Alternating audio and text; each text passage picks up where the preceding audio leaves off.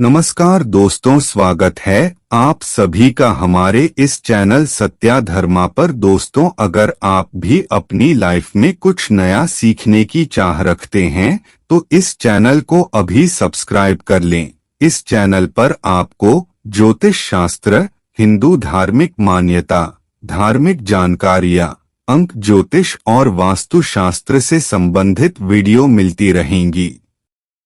मैं हर 1 से 2 दिन में वीडियो डालता हूं।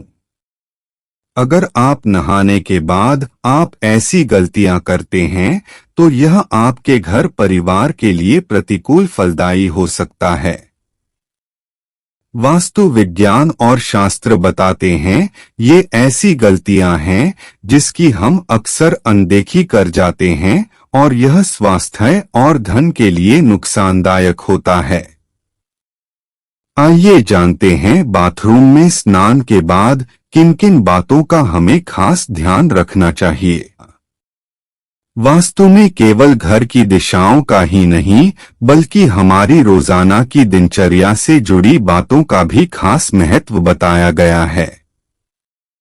अक्सर देखने में आता है कि लोग नहाने के बाद बाथरूम को यूं ही गंदा छोड़ आते हैं।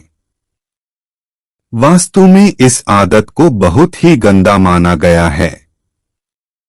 यही नहीं, नहाने के हम में से कुछ लोग और भी गलतियां करते हैं जो कि वास्तु के हिसाब से बहुत ही दोषपूर्ण मानी गई हैं। आइए आपको बताते हैं ऐसी ही 5 गलतियों के बारे में जो आपको नहीं करनी चाहिए। कुछ लोग नहाने के बाद बाथरूम में साबुन का गंदा पानी ऐसे ही छोड़कर बाहर निकल आते हैं।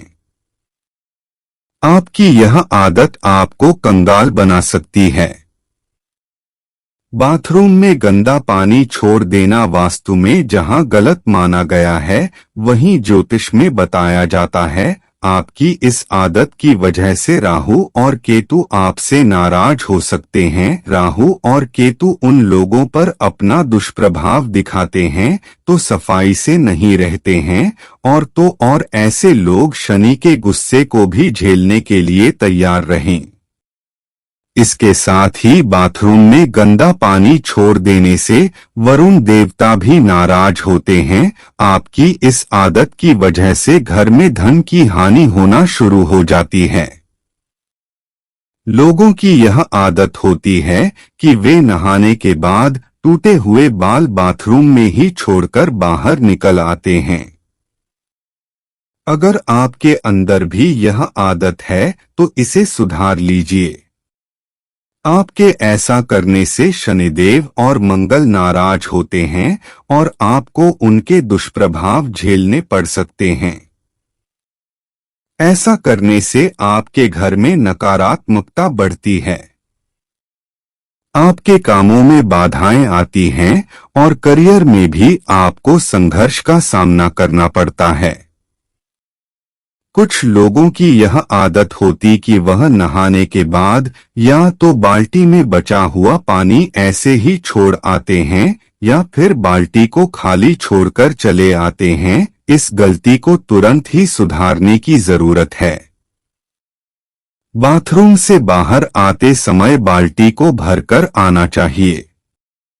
अगर बाल्टी को खाली रखना है तो उसे उल्टा करके रखकर आए, भूलकर खाली बाल्टी को सीधा न रखकर आए, वरना आपके घर में कंगाली आते देर नहीं लगेगी। अगर आपको कपड़े साफ करने हैं तो भूलकर भी स्नान के बाद कपड़े न साफ करें। कपड़े धोने हैं तो स्नान करने से पहले ही उन्हें धो लें और उसके बाद नहाएं।